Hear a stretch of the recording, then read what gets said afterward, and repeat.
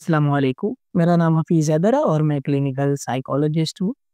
आज की video basically OCD treatment tip number 19 के ऊपर है। 19वीं टिप है, बहुत आसान है और इसको सिंपल सी ज़ुबान में समझाने की कोशिश करूँगा उन पेशेंट्स के लिए जो अपनी ओसीडी के साथ सर्वाइव कर दें। बहुत आसान है और अगर वो इसकी प्रैक्टिस करते हैं, तो वो जो है चीज़ों को अंडरस्टैंड करने में उनके लिए बहुत ज़्यादा मददगार साबित हो सकती है। ओसीडी के अंदर सोचें आती हैं, बार-बार आती हैं और वो सोचों से परेशान होते हैं। परेशान होने से पहले वो सोचें क्यों आती हैं, ये जानना ज़रूरी होता है। कई बार देखा गया है कि जब बारिश होती है, तो बारिश के बाद अक्सर घरों के बाहर लगी हुई जो बेल होती है, रिंगिंग बेल या डोर बेल जो होती है, वो अचानक बजना शुरू हो जाती है। ऐसी बेल्स जो किसी शेड के नीचे ना हो, जिनके ऊपर बारिश का पानी पड़े और पड़ने के बाद जो है ऑटोमेटिकली वो बजना शुरू हो जाती है। होता ये है कि बारिश का पानी उस बेल के अंदर चला जाता है। जब बारिश का पानी उस बेल के अंदर चला जाता है, तो बारिश की वजह से उसका जो अंदर बेल का सर्किट होता है, उसमें नमी आ जाती है। वो इलेक्ट्रिक शॉक की वजह से या केमिकल चेंजेस की वजह से या किसी और जो है रीज़न की वजह से ऑटोमेटिकली उसका कनेक्शन डायरेक्ट हो जाता है और वो बजती रहती, बार-बार बजती। उस घर के अंदर रहने वाले लोग शुरू-शुरू में तो परेशान होते हैं कि ये बेल क्यों बज रही है? आखिर बाहर कोई आ गया है या किसी बच्चे ने बजा दी है? जब वो जाकर देखते तो बाहर कोई भी नहीं होता।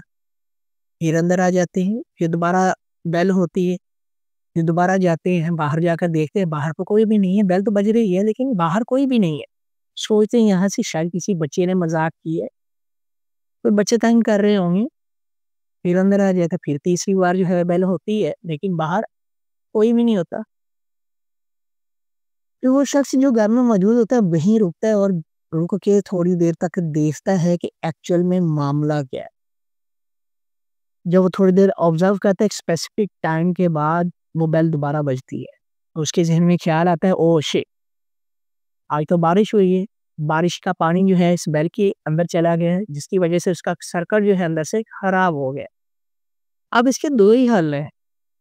पहला हल तो ये है कि इसको मेन कनेक्शन से ऑफ कर दिया जाए कि ये बेल बजे ही ना। याद रखें, पहला जो ऑप्शन है वो यही है कि मेन कनेक्शन से इसको ऑफ कर दिया जाए, ये बेल बजे ही ना। और दूसरा ऑप्शन ये है कि हमें अपने आप को जो है सैटिस्फाई कर लेना चाहिए, बेल बजती है तो बजने दें, कोई बात नहीं। क्योंकि इसका जो एक सर्किट है, उसमें कोई बग आ गया है, एरर आ गया है या उसमें पानी चला गया है, जिसकी वजह से वो बज रही है। और उसने तब तक बजते रहना है जब तक वो जो अंदर पानी गया है वो खुश्क नहीं होगा या जो एरर आ गए हैं, बग जो है वो ठीक नहीं हो। इसी तरह दिमाग के अंदर जो सोचें होती हैं, ऑब्सेशनल थॉट्स होती हैं, जिसको वो आती हैं, याद रखें जिसको वो आती हैं, वो समझ लें कि उनका यहाँ से जो सर्किट है वो डिस्टर्ब हो गया है, जैसे वो बारिश की वजह से बेल का हुआ था। सोचे तो आनी है। अब मेन कनेक्शन तो हम ऑफ नहीं कर सकते, याद रखिए मेन कनेक्शन हम ऑफ नहीं कर सकते। जैसे दूसरी टेक्नीक उसने यूज़ की थी कि आनी है, ये बेल चलनी है, जब तक इसका जो सर्किट ठीक नहीं होगा। वो भी इंसान अपने आप को तसल्ली दे दे, एक्सेप्ट कर ले कि ये जो सोचें हैं ये आनी है, बार-बार आनी है, तो इन सोचों से मैंने परेशान नहीं होना। मैंने अपनी रोज़मर्रा के मामलात में, रोज़मर्रा की ज़िंदगी में अपने आप को मसरूफ़ रखना है, ताकि मैं इन सोचों के जाकर अगेंस्ट कोई काम ही ना करूँ। मैं सोचों की कोई बात ही ना मानूँ, बस बात इतनी सी है कि उन सोचों को एक्सेप्ट कर लेना है, कबूल कर लेना है। जब तक वो इंसान इन सोचों को एक्सेप्ट नहीं करेगा, कबूल नहीं करेगा, वो इंसान जो है बार-बार उस इंसान की तरह जो घर से बाहर आता था देखने के लिए बेल बजाई किसने है, वो भी सोचों की वजह से जो है जो सोच आती है वो बार-बार काम करता रहेगा। वो बार-बार जो है चीज़ों को देखता रहेगा, परखता रहेगा, डरता रहेगा, खौफ में रहेगा। तो ये समझ लें कि उस चीज़ को कबूल कर लें कि ये आपकी ज़िंदगी का एक हिस्सा बन गया है। बार-बार आनी है और तब तक आनी जब तक यहाँ सर्किट जो है आपका डिस्टर्ब है। जब ये सर्किट डिस्टर्ब जो है ऑटोमेटिकली ठीक होना शुरू हो गया तो आपने परेशान होना छोड़ दिया।